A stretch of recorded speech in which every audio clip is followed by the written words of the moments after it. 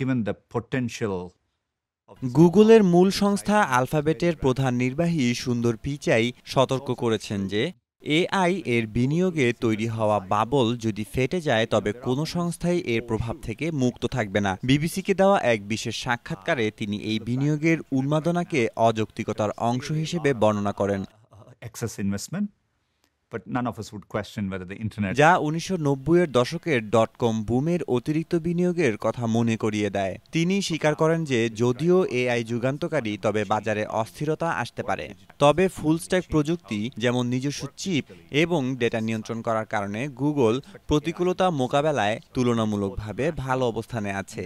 there are elements of irrationality through a moment like this. Pichai আরও জানান, AI এর জন্য বিপুল শক্তির চাহিদার কারণে অ্যালফাবেটের ২০৩০ সালের মধ্যে নেট জিরো নির্গমন লক্ষ্যে পৌঁছানোর গতি ধীর হতে পারে। তিনি জোর দিয়ে বলেন, ভবিষ্যতে চাকরি থাকবে, তবে যারা এআই সরঞ্জাম ব্যবহার করতে শিখবে, ডাক্তার বা শিক্ষক যেই হন না কেন, তারাই সফল হবেন।